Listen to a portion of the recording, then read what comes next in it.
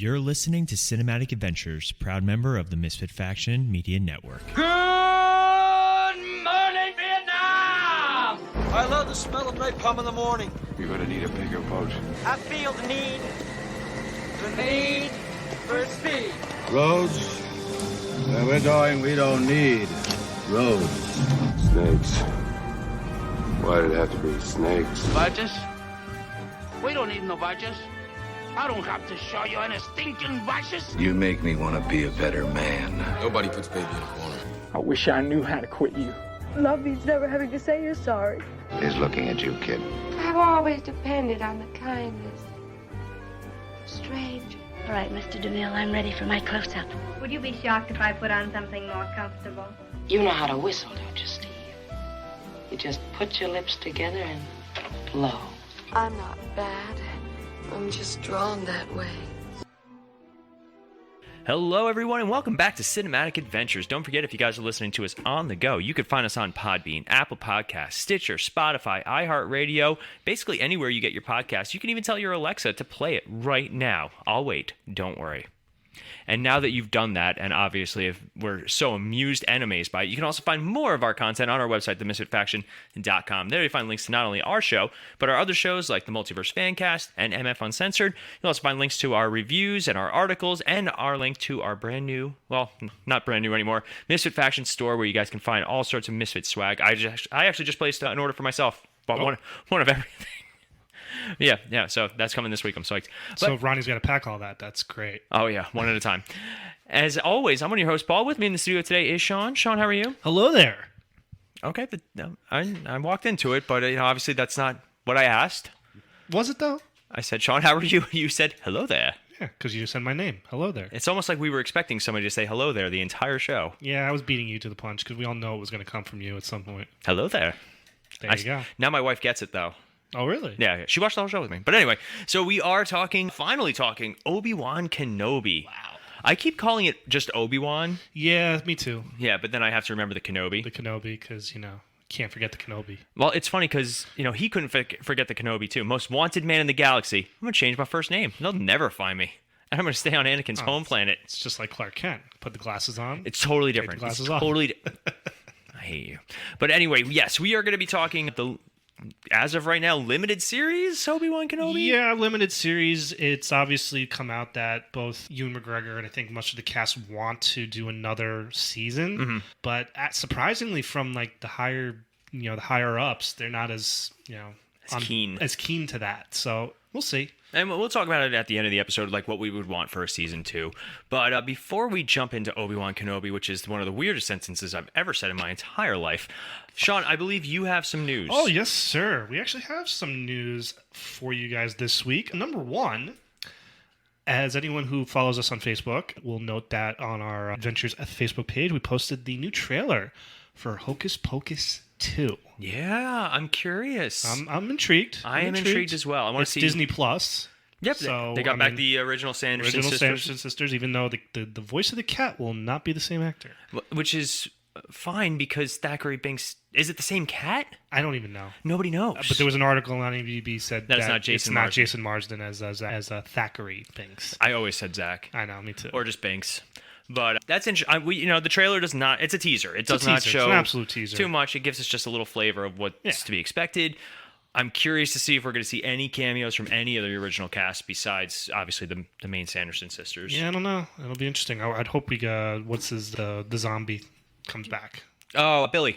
Yeah, that'd be cool. He played by the same actor who played Abe Sapien in the Hellboy movies. That's true. Yeah. Very true. So that was number one. So for anyone out there who has not seen it yet, you can get it on our Facebook page. Mm-hmm. Number two, Barbara Broccoli, the producer of the James Bond films, has come out and said that it's at least going to be another 2 years before we start filming a new James Bond film. We are in no rush to hire the new actor. Mm-hmm. And according to her, the new series is going to be a reinvention. So it's going to be male. James Bond's going to be a male, and he's going to be British. Mm-hmm. That's it. That's the only thing. That's all we know. Could be African American. Could be a Smurf, Caucasian. We don't know. So they are really hush hush on this. My opinion, 2 years might even be too quick. Give it another couple years after that. Yeah, especially considering the lukewarm reception that the last movie got. Yeah. I mean, we saw it. We did our whole James Bond month. Which was a lot of fun. But yeah, it was just. I think you need just a little time. Little breather for the Bond franchise. And if they go more than 2 years, I think that definitely takes Idris Elba out of the running. 'Cause, I mean, he's got to be. Yeah. He's up there. He's up there, and unless you want to do like a one-off movie or a 2-movie deal with him, fine. But I'd rather have a nice, like a really young James Bond, even even younger than Daniel Craig was. How old was he when he did it? Was he in his 30s? I think he was in his I think he was in his 40s when he started with Casino Royale. He didn't look it, but yeah. I would not be mad if they cast like a 25, 26-year-old, like a really young, like right out of training and and all that. But again, they did that with Daniel Craig. You saw his first kill, so it's tough. It's like, where do you want to go with this? Mm-hmm. He was 40. He was 38. Okay, when he did Casino Royale. So dang it, he was almost our age, and I have trouble going up the stairs. Damn. Wow. Oh, that's funny. Things in perspective. Woof. Yeah, that's good. Thank you for that. Yeah, you're welcome. Not a upsetting news, but surprisingly, we have not yet to see Lightyear, the new Disney Pixar movie out in theaters. And apparently it's not doing very well. And we're both kind of shocked by this. I mean, again, we have not seen the movie, so we can't really gauge an opinion on why the movie's not succeeding. But usually with Pixar, it's guaranteed, $200 million. And this movie's budget is that $200 million, and it hasn't even hit its budget yet. And it's been out for a few weeks now. It's not like the competition is crazy.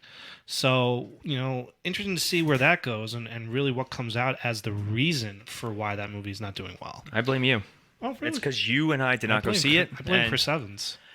I don't know. No, in all honesty, it's such a weird concept because apparently Lightyear is a movie that Andy saw as a kid. Yeah. And that's what inspired him to get a Buzz Lightyear action figure. So it's a movie inside of a movie. It's going a little too far. And plus, we already got the Buzz Lightyear story we all wanted, and that was Buzz Lightyear of Star Commands. Never watched it. Well, there was the made-for-TV pilot movie. And then there was a 1-year, 2-year show where the pilot movie actually had Tim Allen too. He did the voice. Oh, he did. Didn't Patrick Warburton take over? He took it over, and they actually refilmed or redubbed it for the TV show. Oh, wow. Yeah, so crazy, right? Yeah. And it wasn't that bad. I dug it. And I guess a lot of people are saying, like, the movie itself is actually very serious and very, like, Oh, it's gotta be.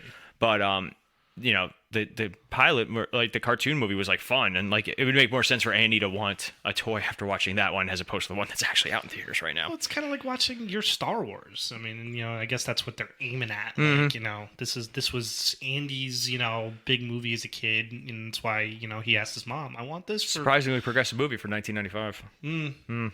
Well, again, yeah. The movie inside the movie. The movie inside the movie inside the movie. Oh, no, I've gone cross-eyed. All right, and our last little bit of note, of course, Obi-Wan ended last week after the 6th episode aired on Disney+, but now it's coming out that apparently Obi-Wan was meant to be a film trilogy. Did you hear about this? I heard, I didn't read the article, but I vaguely saw it. Yeah, so again, it seems to be, everybody seems to want to just blame Solo for every problem Star Wars has had in the movie business lately, and I'm like, okay, you want to go down that hill? Fine. I mean, Solo wasn't a piece of trash. It just wasn't that good. Right. And don't blame the actor, blame the script, blame the idea of it. But now you're telling me that you scrapped an entire trilogy of Obi-Wan just because that movie failed? Like, I can't figure out what Lucasfilm and Disney are doing with this franchise. Nobody knows. And where it's going to go, because they have, like, no hope for it. Like, I don't know what... if it's because they need a new hope. Oh. See what I did there? I did see what you did there. But obviously we're going to be getting really in-depth on the Obi-Wan series next. So you want to take a break, or you want to take a quick break, and then when we come back, that's pretty much it for the news. I really, nothing more than that. Would have been really awkward if we took a quick break and then there was more news. No news is good news. All right, we'll be right back.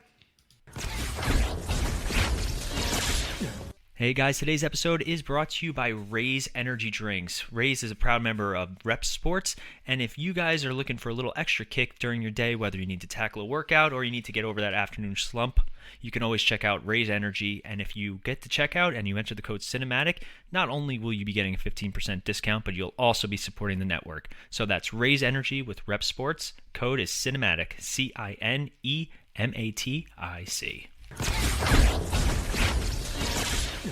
All right, we are back, and I got more news. I hate you.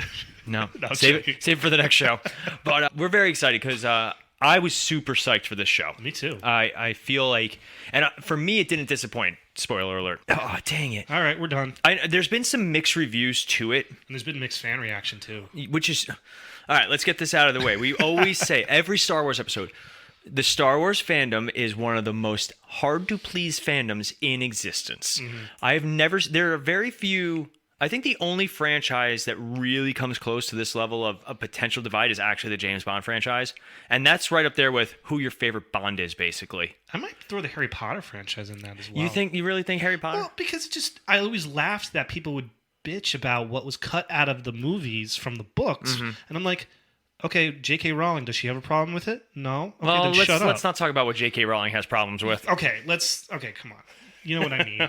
You walked into that one. I did walk into that one. But for me, like, Star Wars is such a unique beast in that you watch the franchise, right? So we're going to call the franchise the 9 main movies, the 2 spin-off movies, Obi-Wan, The Mandalorian, etc., etc. They all have such different feels and vibes to them, especially the Disney era Star Wars. Absolutely. Now, you've not seen The Mandalorian. I have not. And you've not seen Boba Fett. I've not. So I know the ending to Mandalorian, but I don't know Boba Fett's storyline. Okay, that's... God, it sucks. All right then. It's weird because Mandalorian for me nailed it. Like, hit it out of the park. It was fantastic from start to finish. The best episode of Boba Fett is the episode where the Mandalorian it's basically a Mandalorian episode in Boba Fett. That's the best episode. It was very disappointing with all that with Boba Fett just because they neutered the character. But that's neither here nor there. So this is your first full Disney Plus Star Wars show that you've watched. Yes. Okay. What were your expectations going into it?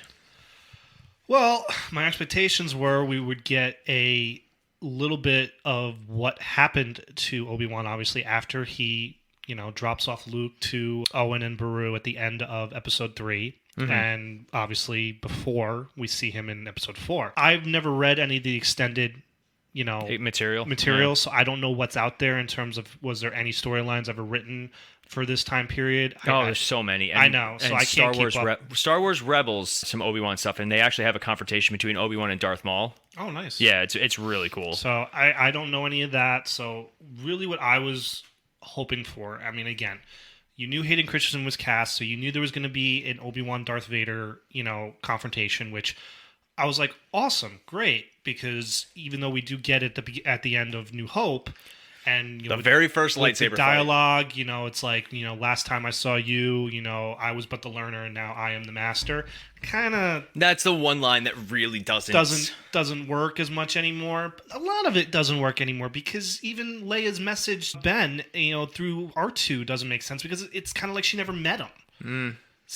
General Kenobi, I was told you served with my father during the Clone War. Yeah, it fits, but it's not a perfect fit. Yeah, it fits, doesn't perfect fit. Now, do I care if it's not a perfect fit? No. I understand you can't make it 100% puzzle piece. Mm-hmm. It's just not possible.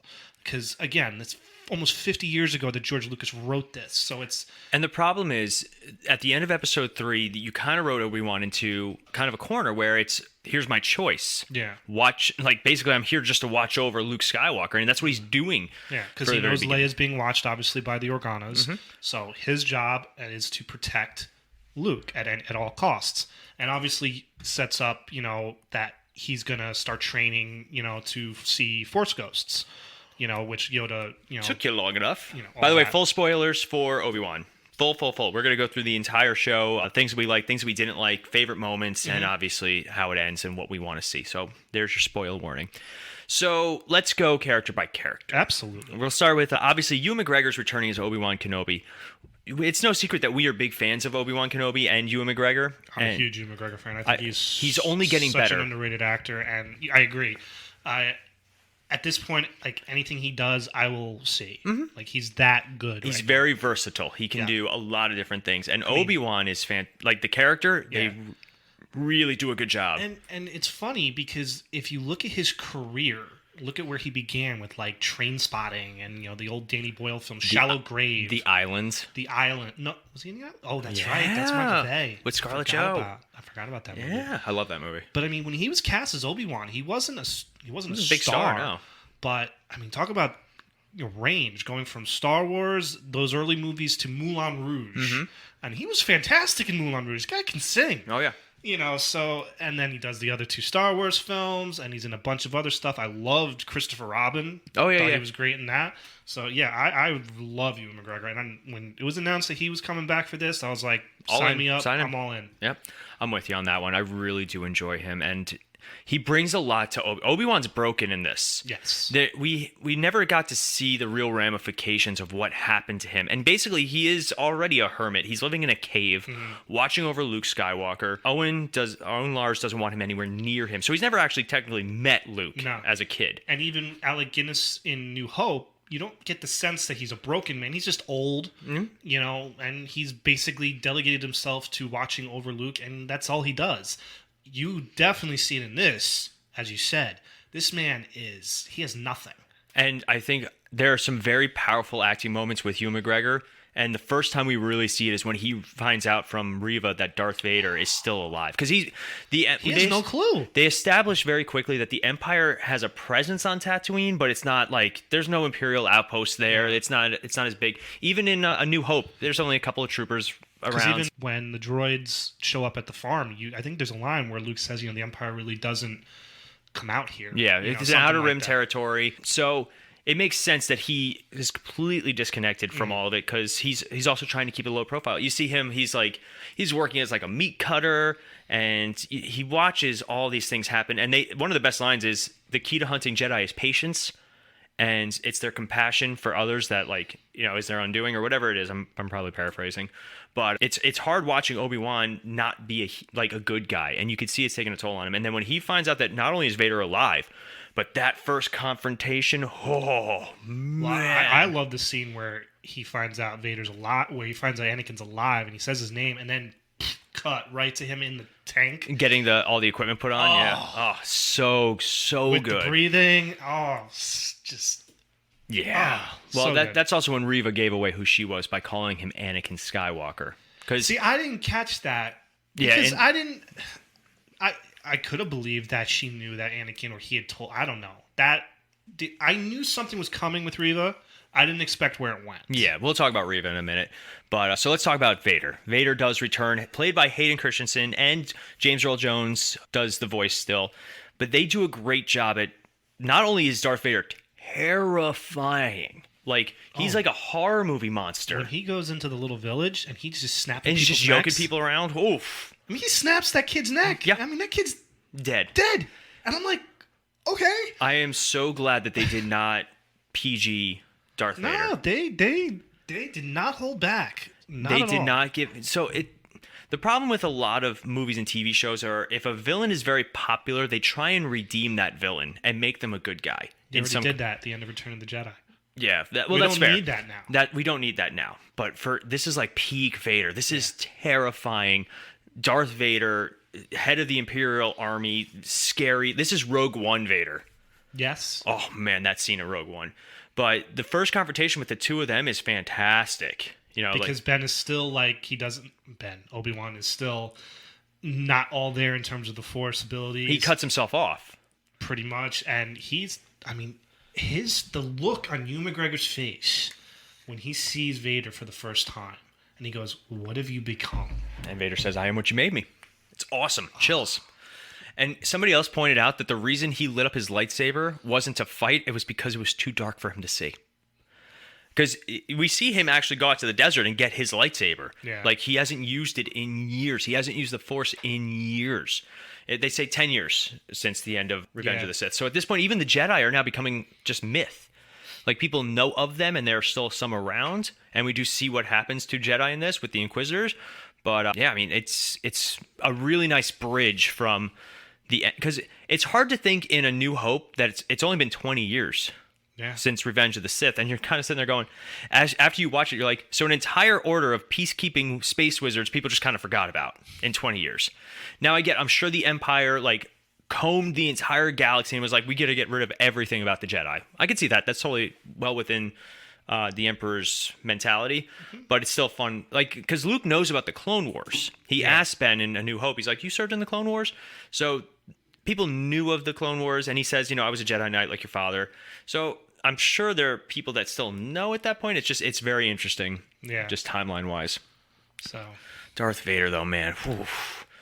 You know what? They have not done him wrong in any of the things he's appeared in since the last time we saw him at the end of Revenge of the Sith. Some people made fun of, the first time you hear James Earl Jones' voice when he screams Padme, and it just seemed a little he screams no. No, it just seemed a little like, and okay. then the dad jokes in Rogue One. Yeah. Be careful not to choke on your ambition. Yeah, that one was rough, but, again, making Darth Vader into just a malevolent force. He was like Michael Myers with a lightsaber. Pretty much. Just terrifying. And the fact that they were able to have him be so physical too at the same time, because that's the other thing. Obviously, you got whoever. I think Hayden Christensen was in the suit for a lot of it, but obviously there's stunt work involved. So, who was in the Vader suit in the original? David Prowse. David Prowse. Yes. He didn't move around nearly as much in the first movie. No. And that was more technology based with the lightsaber. It was also he's just, very at that time they couldn't do what they were able to do with the lightsabers later on. But. And then Empire, he and Luke have a full on fight in Bespin. But even still, he's stiff. He's not really. And I think Hayden Christensen did a good job incorporating both. Incorporating both. That yes, he can still kind of move, but he's more of a tank in this. Yes. When he fights Obi-Wan in that first fight, he's holding that lightsaber with one hand and just bashing. He is no flips, no Jedi flips, no things like that. Even when they have their rematch, he's even Ewan McGregor, Obi-Wan, he's just doing some basic rolls, nothing, no flips, no Jedi jumps, this nothing isn't like Revenge that. of the Sith lightsaber fight. This isn't, we didn't get that, but what we got was well worth it. It is probably, I would say that the Vader Obi-Wan rematch is one of the best lightsaber fights in the series. I will not disagree with that, and that is my favorite moment in the entire series when he slices open the helmet. Oh, it's so good. And you hear a mixture of Hayden Christensen and a little bit of the robotic voice with James Earl Jones. Chills. Yeah.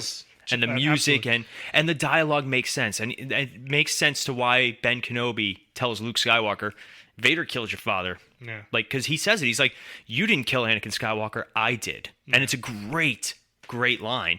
And just the fact, you see Hayden Christensen in all the makeup, and everything looks great in this show. They made him look a lot like the actor in the end of Jedi. With basically the egghead and the scarring and all that stuff. I am mildly disappointed though that when he was burying Obi-Wan alive, he didn't say, "No, I have the high ground." That was the one thing we were waiting for. That would have been fan service because at this point that's become a joke now with the whole higher ground thing. Yep. But I'm okay with them not doing that. All right, so let's go through some of these other cast members because it's not a big cast. No, it's very contained. We have Rupert Friend, I guess, as the Grand Inquisitor. Yeah, as the Grand Inquisitor. Now, I don't know anything about the Grand Inquisitors. Did you know much about this? So here's what pisses me off. The Grand Inquisitor was in Star Wars Rebels, so he survived. He had to have survived Obi-Wan. Because Star Wars Rebels is in continuity.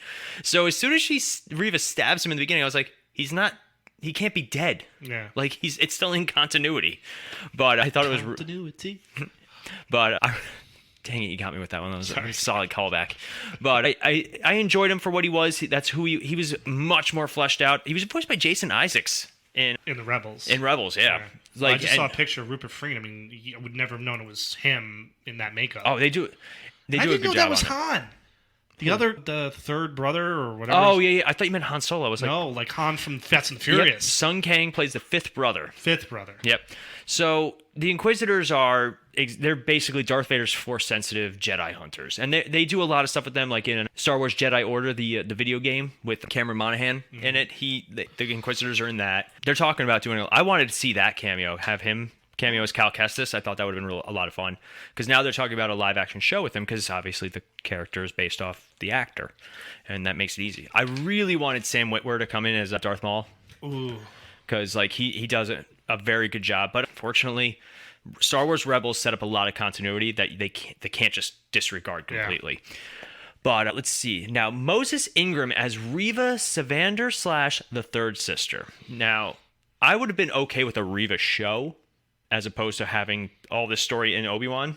So again, character-wise, what is she? Nobody. It was made up for the show. She was made up for the show. Okay. But I kind of guessed. Yeah. And you knew early on, at least I knew, that, again, there was some history The way she talked to them. The way she talked to Obi-Wan, where she was going after him, the way she was just like persistent on, catching Obi-Wan. I was like, okay.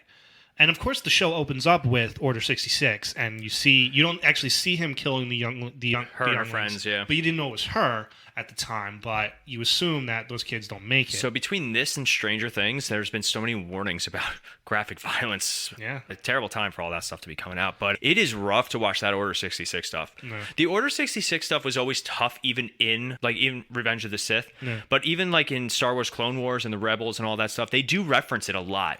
Because some of those clones, like, it was programmed into them, right? We tend to forget that, because I really wish they'd done a flashback to Anakin and Obi-Wan during the Clone Wars, because there's years of fighting that they do in the wars with these troopers, and, like, they give the troopers names and stuff. Like, it's a lot.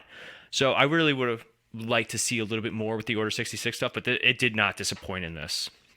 So you find out towards the end that Reva, the reason she's trying to become Grand Inquisitor is so she can get close enough to Vader to kill him. So we find out that she was one of the younglings who was presumed dead by Vader. Like, Anakin Skywalker himself killed her. Yeah. And she talks about how she thought he was there to save them. Like, he's walking in with all, and they do a great job showing it. And say what you will about some of the more wonky de-aging in this. When they do the scene of Ewan McGregor and Hayden Christensen sparring, that was tough. It was tough. It was rough. Ewan McGregor looks younger than Hayden Christensen. Yes, they didn't like even try with Hayden Christensen. You could tell he was. I think they thought he was still young enough looking. Not for the Padawan. If they had the long hair from Revenge of the Sith, maybe put the scar on him, I could have believed it a little more. Yeah. But when you put the Padawan, ponytail on him, I was like, come on, guys. That was a little much. that's like having Jake Lloyd play him. Been 20 years, dude. Let's go. Yeah, I think it would have been. It was still a great scene because it paralleled. It paralleled to what was going to happen beautifully. And it really, and I loved, again, getting the Attack of the Clones look for Ewan McGregor back was fun. It was a nice little nod back to that, that time period for that movie, and it just shows again like the brotherhood those two had. Right. Yes, there was conflict between them, but they were brothers, and I love the line where he is talking to Leia when he's saying goodbye to her, and telling about what he loves about Leia and where she got it from. Yeah. You got this from your mother, and then it's he a great says line. A couple more lines, and he goes, "You got that from your father." He's not hiding the fact that Anakin had good in him, and there were many things about Anakin that will go on into these kids that will make them great people. Which is ironic because he was the one who actually lost faith in Anakin in the original trilogy. Yeah. He's more machine now than man. He sucks. He cut me in half, guy. Not cool. Going down the list, we have Vivian Lyra Blair as Leia Organa. Apologize real quick. What did you think of Moses Ingram as Reva? I thought she was. I thought she was great. I thought she did a great job. I love the scene where they're talking through the barrier, and that's where Obi-Wan gets her to tell him what happened. Yeah, and I also you feel for her, but I mean, in a way, she kind of became Vader with what she was doing. And just by the means type thing. Yeah, I mean, that scene at the end where she's like, "Have I become him?" And he's like, "No, because you chose not to. You didn't kill Luke. You didn't do that. You still killed a lot of people. You killed a lot of people, and you're gonna have to live with that." Now, I'm interested to see if they continue with this character. I'd be okay seeing her again.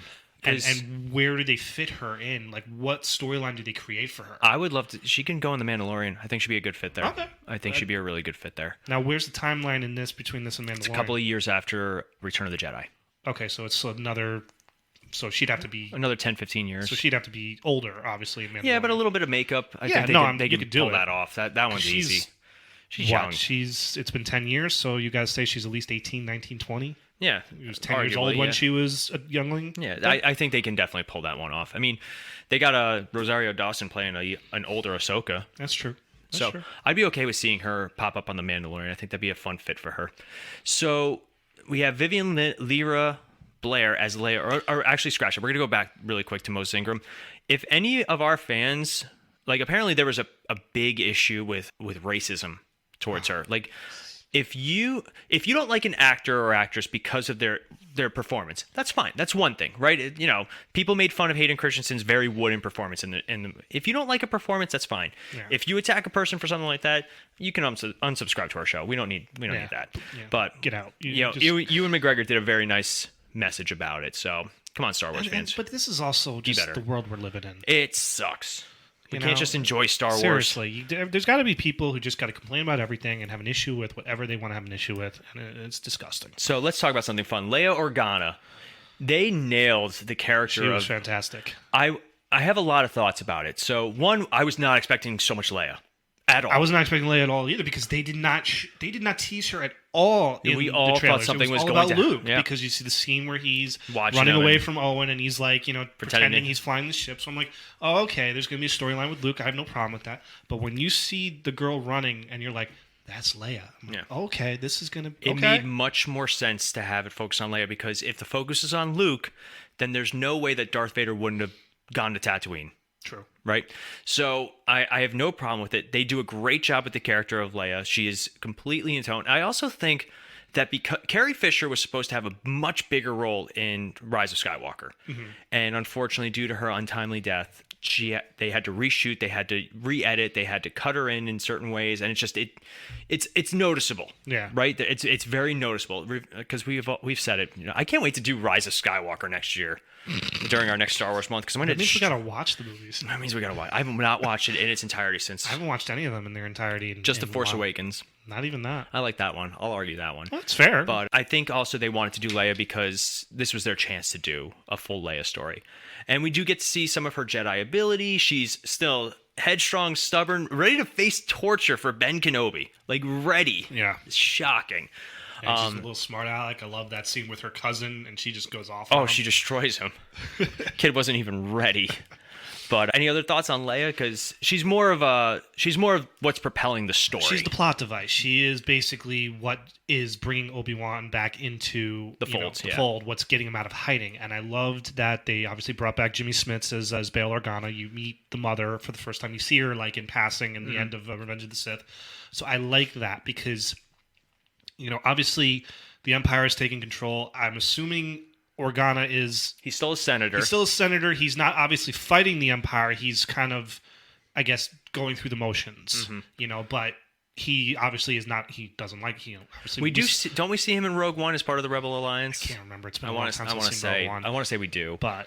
obviously he's going through the motions with what he has to deal with the Empire, and he reaches out. He has, you have this little device that they've been utilizing that, Obi-Wan has hidden, and he's like, "You're the only one I trust. Mm-hmm. You are the only one I know of who could find her." So I love that was the plot device used to bring Obi-Wan back into the story. So I was very happy with that. And as I said before, I was extremely shocked when Leia was going to be a part of the story because I had no idea that was coming. Right. And I love when I have no idea when something's coming. It's always nice. And yes, he was in Rogue One. He was? Yeah. Okay. But I really do feel like we missed so much with Leia. Like especially in the newer trilogy, because again, that was their plan. Every movie was supposed to focus on one of those. It was supposed to be Han Solo as a focus, Luke Skywalker, and then Leia. But unfortunately, just great in concept, terribly executed, terribly. But that's just our 2 cents. We have Kumail Nanjiani, I think I got it, as Haja, a fake con artist Jedi. We've loved this guy ever since Franklin and Bash. Oh my God, he was great in that. And I'm not gonna lie, when I saw him when the scene popped up and it was him, and I was like, okay, I know this guy's gonna be the comedic relief. So he's obviously not a Jedi. So it was funny, and he obviously he comes back and he's like a good guy. I feel like there was a scene or two missing. It kind of felt at the end there. I was like, okay, I feel like there should have been more with him. Just he really didn't do much at the end there. I mean, he was just that funny scene where he's like, Leia, you done? Not yet. He's just he's comedic value. He's the comedic on a show that got really sad and depressing. Yeah, and very dark. But there was a good scene between him and Obi-Wan where it's like, why do you trust me? He goes, and Obi-Wan's just like, I can see it in you that you're good. Mm-hmm. So I thought that good little appearance, nothing crazy. He's probably I don't know if he's a diehard Star Wars fan in real life. I wouldn't be surprised, but this is also like he's like a poster boy for a lot of stuff right now. Like Yes. when Eternals was coming out, everybody was talking about him and how shredded he got. Like that was a really? big. Oh yeah, he got ripped for it. Didn't even take his shirt off too in it. Crazy, but it's so popular that his character was actually mentioned on Miss Marvel 2 weeks ago. Which I don't know if you're watching Miss Marvel. It's not bad. That yet either. It's not bad. Now we have a character that I really liked, and I was really sad about her going. Indira Varma as Tala. Yeah. She was, again, a very interesting idea that there were people in the Empire that were like, this isn't what I signed up for. I thought I was helping people. Like and that's the thing. Like even Han Solo, like he signs up to be a pilot. And he ends up being a grunt on the ground. He's like, this isn't what I'm here for. I'm not here to kill people. Mm-hmm. So it's interesting. Like, you know, it makes you wonder how many people, because we never got to see the Empire in its full glory. We've gotten to see it more in more recent years with this, Rogue One, and just kind of how the Empire itself works. And I always found it interesting because it's basically a dictatorship government. Like, it's kind of like the Nazis in a way, you know, it's the same concept. That's what George Lucas based it on. Yeah. So it's, you know, interesting to see finally, you know, you obviously see Finn. What's the name of the in the new trilogy, the stormtrooper that turns good? Why am I blanking on his name? Oh, yeah, Finn. You're right? Yeah. Okay. Again, that's how much I remember these movies. But Finn is, you know, is a stormtrooper, is disillusioned, and, you know, he's like, why am I doing this? He was taken as a child. Yeah. It's like, this is what, you know, and then there's a lot of people who, before the Empire took over and were good people and thought this was the way to go. And, you know, as she said it, it's like, I killed people, and, you know, I can never live that down. Padme says it when, you know, the Emperor first takes over. He's like, this is how liberty dies, with thunderous applause. It's a great line. But yeah, people were excited. They're like, all right, yeah, you know, Palpatine just led us through this. And then the Jedi tried to kill him for it.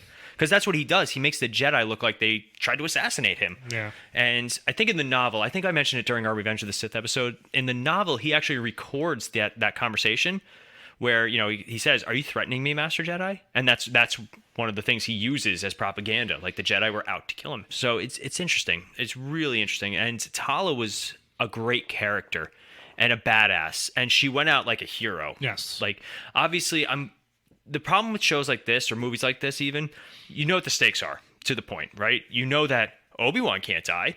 Darth Vader can't die. Luke and Leia can't die. So where's the tension? You introduce a character like Tala who's awesome, and then you have her sacrifice herself for the greater good. And it makes you wonder, like, because she's working for the Path, which is trying to get Jedi to safety, which is, again, a great concept, and I would love to hear more about Jedi it. sympathizers, any of that. We have O'Shea Jackson Jr. as Colin Roken. I think they just call him Roken during it. And he's another person helping Jedi escape, and I enjoyed his character. I'd love to see more of him. Yeah. And that's the thing, like, Obi-Wan Kenobi is very good at making friends, and that's like part of his charm. So I want to see more. I really, really do. But then some of our other co-stars, we have Joel Egerton returning as Owen Lars. I thought he was only going to be in that first episode. I'm glad he got his a little bit more. I'm glad they got a little more at the end of the final episode. He tried to fight Reva with like a stick. And like he actually, I love the scene where Beru, like, we're gonna talk about Beru, yeah. You know, fine. I like that Beru got some stuff to do in this as well. Played by Bonnie Peace. Both of them reprising their roles from Revenge of the Sith. She had absolutely nothing to do in Attack of the Clones. I don't even know if she had lines. You're right. I think she just said hello. Yeah, maybe. Poured some blue milk. That's about it. But yeah, when she takes out the guns, she's like, all right, we knew this was gonna happen. Well, I love this. It's like, wait, Obi-Wan's gone. It's like, whose fault is that? You did this. You did this. So. It was pretty good. We mentioned Jimmy Smith's Flea from the Foo Fighters. No, not the Foo Fighters. Red Hot Chili Peppers. Excuse me. Because like you recognize that face obviously from the band and obviously from Back to the Future, and I'm like, is that Flea? Like, I haven't seen him in anything, you know, in forever. So it was just interesting to see him in that first two episodes. As far as cameos go, we do have Ian McDermott and that was good, and Liam Neeson reprising their roles. We waited. We knew it was going to happen with Liam Neeson, but having the Emperor do his... The Emperor was a good one. That was a good one. That was a good one. I I will say I was kind of hoping for a Samuel L. Jackson cameo. Maybe he survived. We never. That would have been fun, yeah. But yeah, there were a few cameos. Tamura Morrison, who plays Boba Fett and the clones, he does a cameo as a clone trooper. Clone trooper who's like homeless and homeless vet. Because in Star Wars continuity, they really started to phase the clone troopers out after the Empire took over. That was a big push, and there was only like a handful of them left by the time A New Hope rolls around. So there are stories about that. You can watch like The Bad Batch, or I think they did a couple of things with it. But always, again, another interesting concept. Like, what do you do with clones after you're done with the Clone Wars? Yeah. And I mean, they're all specialized warriors too, which is even funnier. So now with the Liam Neeson cameo, is that, we assume, the first time he's actually ever seen Qui-Gon as a Force Ghost? I think so, yeah. Okay. Might even be the first time he's ever seen a Force Ghost. Well, that's when I was like, because I mean, the way they make it sound at the end of Sith is like, you're going to see Qui-Gon right away, and he's going to train you to, Well, it makes you wonder because, like, Yoda's like, training for you I have, and, he tells him, this would... But Obi-Wan completely cuts himself off from the Force and doesn't do any training. So, you're right. Interesting. All right, so those are all the characters and a lot of the plot. Let's talk about... Would you have liked a Yoda cameo at some No. Point? Okay. I'm just curious. I already saw my Yoda cameo with Rise of Skywalker, or The Last Jedi. And that was one of the highlights of the movie. That was the highlight of the movie. That's fair. There's one or two other highlights in that movie, I'll argue. But I'm good. And also with Baby Yoda on The Mandalorian, like, I've got my Yoda fill. Okay. I'd rather see some characters. I would have even enjoyed some really obscure characters. Some like I was kind of hoping like there would have been some in the freezing the chamber where they were freezing the people. Mm-hmm. I would have hoped to have seen like a cameo or something of someone we didn't expect to see. Yeah, they can have some fun with stuff like that. So that was insane. That was what they were doing with people. Oh yeah, I think there was one or two in there that were actually Star Wars characters or like known characters. But I would have even like you could have had the Mandalorian cameo because I don't know, Sean, you've not watched any of it. I watched the first episode. The Mandalorian, like the actual character Din Djarin, he was rescued by the Mandalorians during the Clone Wars when his I think his settlement was attacked by battle droids. So like he was alive, and obviously he's a full-grown adult at the end of the show. I would have been okay with the Mandalorian cameo, an Ahsoka cameo. Again, they have to be careful because they've already done a lot of this stuff on Rebels. Like Ahsoka and Darth Vader have their confrontation in Rebels, so they gotta watch their continuity. That's why it's easier to do things like the Mandalorian, which take place between episode 6 and 7, like because you have a lot more leeway to do stuff like that. But let's see. So favorite moments. I know we talked about a couple of them. Any other favorite moments that jump out to you? The music was on point. Oh, music is always on point. I have to give it that. Obviously the ending battle between Vader and Obi-Wan. Vader and Obi-Wan. I loved the scene where Reva tries to attack Darth Vader, and he just sees it. He knows it's coming. He's like, I knew all along that you were planning to kill me. Like, and then obviously the Grand Inquisitor walks out, and you're like, wow, they just played her, like absolutely played her, and. Makes you wonder how long they knew. Because he calls her Padawan. Yeah, so I don't know. Like, did he knowingly bring her in and was just going to try and groom her and see if she would turn? Or I don't know, but I loved the scene where where Obi-Wan gives himself up and to Reva, and he whispers, "I'm bringing him to you." Yeah. And, you see her face a little light realize what was going on. So that was good. Obviously, any scenes between between Leia and Obi-Wan were great. It's like that father-daughter, like, not really, but like, you could tell like Obi-Wan's like, wow, you were so your mother. It's she's just like her. Yeah, I mean, for me, like, obviously the big battles are highlights because they're not just fights, they're battles, and they're also, they got emotional stakes, and they are just like... lightsaber fights have been very strange because we have the original trilogy where the first lightsaber fight we ever see is Obi-Wan and Darth Vader, and it's very simple, it's very back and forth. It's almost like Darth Vader toying with him because he's an old man. Empire and Return of the Jedi, we have much better lightsaber scenes just because the technology caught up to the anticipation. 3 years plus. Then you get the original trilogy where, or excuse me, not the prequel trilogy, where the Jedi are at the peak of their power, the most powerful the Jedi Order has arguably been. And yeah, it's flips, it's jumps, it's force technique, it's fast, it's like so good dueling. And then you have the new trilogy where lightsaber fights are they're more aggressive and less less finesse to them. They're very just like, they're almost like baseball bat fighting, which again, it makes sense given where they are. They don't, Rey and Finn didn't really have formal training, but and Kylo Ren is just a beast. So it always made sense, but it's nice to see a nice balance of all these different styles of lightsaber fighting, basically in one or two battles. And the Reva fight is fantastic with Darth Vader just toying with her. And this is, this is peak Vader. This is Vader at his probably strongest. Physically, you see it in Rogue One, obviously, and not so much though in New Hope. He's basically on the sidelines. He's on the sidelines. He's basically giving out orders. He's Tarkin's bodyguard. Yeah. So I thought the scene obviously where Obi-Wan gets the upper hand and leaves him on that planet. I was like, okay, this is where the Emperor loses faith in him and basically delegates him to being, to Tarkin's bodyguard. Go wait on the Death Star, which you don't see because they had that scene between him and the Emperor, and Vader's pissed. He's like, I will find him, and the Emperor's just like, why are you bothering with him? Yeah, is this going to be a problem? And you could see Vader's like, all right, I got to let this go, and that's it. And that's why nothing. There's no attempt at we're assuming, obviously, we don't know if there'll be a second season of this show, but if not, now we know why, it's been 10 years since the two of them have seen each other, which makes sense. So let's say there is a second season. Is there anything you would want to see in it? See, I will tell you this. When the show first started, and after the first 2 episodes, I was like, they can't get all this in 6 episodes. They got to have a second season, because I was like, 6 is just... it's not enough, and they're only 40 minutes long. So I was like, second season. But the way the show ended... I'm okay if they don't. I thought it wrapped everything up in a nice bow. Having Qui-Gon at the very end, I was like, you know what? I'm good.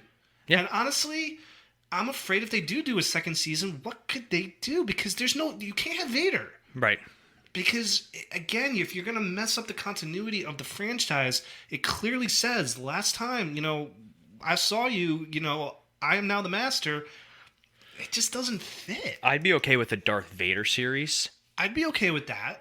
Unfortunately, I don't know if they would be able to do a series following an antagonist. It's Disney. I don't think they'd be able to do it. I think Disney has grown a pair, especially with Disney Plus. I'd be curious, yeah. When you're okay with Daredevil, and again, we'll wait and see what they end up doing with the character. Same thing, because we've yet to hear about Punisher. They're never going to do Punisher. So I guarantee. As much as people when want, are they going to do a Deadpool movie? It's in production, apparently. So I will give you that until I see how they handle. Because even Charlie Cox came out and said we could do Daredevil PG-13. Dude, shut up. Yeah, no, that's not what we saw that for. So I will admit I will agree with you that Disney has to prove that they can do it. I think they could do it with Darth Vader, but after what I saw in this, where that scene where he's just killing people, obviously you're not going to go over the top. But could we do that every episode is the question. Depends on the story. Because I don't want a Darth Vader. I agree with you. Struggling with good versus evil. Like we're past that. You're right. No, totally agree. You can't have a feel-good moment in between all this evil. There's just no way. So I don't know. I don't know if they could do it. Again, it depends on the story. It depends on that. Same thing with a second season for Obi-Wan. I don't know where they could go. Do they create it'd be really cool if they were to do a Darth Vader series, but jump around in the timeline. So, let's say the first season of Darth Vader takes place right after Obi-Wan, right, and establishing, and then they do a second season where it takes place between A New Hope and Empire. Like something along those lines. Okay, after the Death Star explodes, what happens in those? Yep, how he finds out who Luke Skywalker is. Okay. And then a third season of him, in between. Like, they could do a lot of fun with that. All right. Like, you remember Shadows of the Empire, right? Yes. I would love to see that as a show. That'd be great. I would love to see Force Unleashed as a show. Yeah. Shadows of the Empire takes place between Empire Strikes Back and Return of the Jedi. Okay. Yeah, that's that in continuity. What about Galactic Empire, or is that a show? It sounds familiar, but there was another either game or computer game. I can't remember that. I've already wanted them to make something out of, but I'm telling you, this is the future of the Star Wars franchise. I think Disney Plus is the way to go. I'll be shocked if they do another movie. Yeah, I'm fine with it. I'd even be okay if they did Disney Plus on some of the newer characters that were introduced. Show us what Rey's going to be up to after this. I'm fine with it. I have no problem with the character of Rey or Finn or Poe. I think just the stories that were built around them just weren't that good. But I would love to see Rey creating a Jedi Order, because they never really did a lot of the stuff after the Skywalkers. Like after Luke and Leia and Han and all of them, they never really did a lot of expanded universe past that. So I'd be down to see something like that. That's fair. But I think that's pretty much going to wrap us up. Well, Star City rating on Obi-Wan. I'll give it a 4. I'm right there with you. I think a 4 is just a solid. It's what I expected. It had a fair amount of surprises though too, so I'm good with it. But yeah, 4, definitely a 4. So now I've never seen it, and don't go crazy on me. Would you compare this, not obviously in the terms of what happens in the movie, but would you kind of compare this to like Logan in that kind of storyline? A little bit, yeah. It's very like end of Obi-Wan's it's got Logan vibes to it. Not in terms of violence, but like just that kind of feel. That kind of story, that old Western riding off into he literally rides off into the sunset. That's true.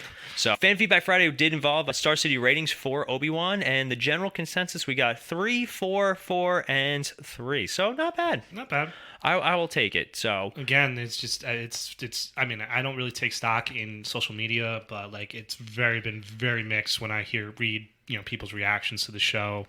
People think the acting was horrible. People think the script was horrible. I'm like, I don't know what you're expecting, but nothing about this seemed like it was bad in my opinion. I didn't feel anything was poorly done. I thought this was, again, and correct me if I'm wrong, is Hayden Christensen going to be in the Ahsoka TV show? I think so. Okay. I don't know how much he's going to be in it, but... Well, let's also not forget it. I think it takes place after Return of the Jedi, so... Oh, it's after Jedi. Yeah, because Ahsoka cameos during The Mandalorian and all that, so... I mean, that would make sense. So, I loved the fact that they got Hayden Christensen back. I thought that was fantastic. I love seeing the two of the characters together, because again, you either got the end of Sith or the 5-10 minutes that they're together in New Hope. Mm-hmm. So just to get that where he sees Vader for the first time, because he's never seen him, he thought he was dead.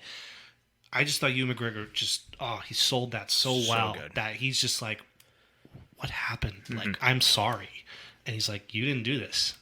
This is all me, man. This is all me.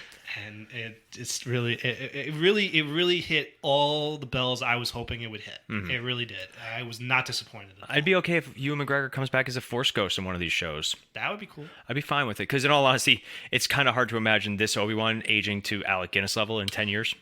That was like, I guess you could say that's my only gripe. It's like, really, you expect in 10 years that he's going to look like Alec Guinness and Beru and Owen are going to look like they did in New Hope. Obviously. They could have aged them a little more, maybe. Just, maybe put a little more gray or a little more whatever on them. Fine. But again, it's not the end of the world.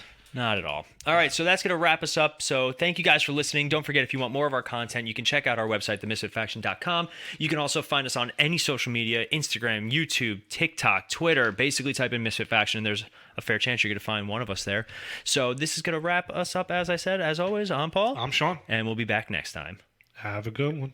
May the Force be with you. And also with you. Amen.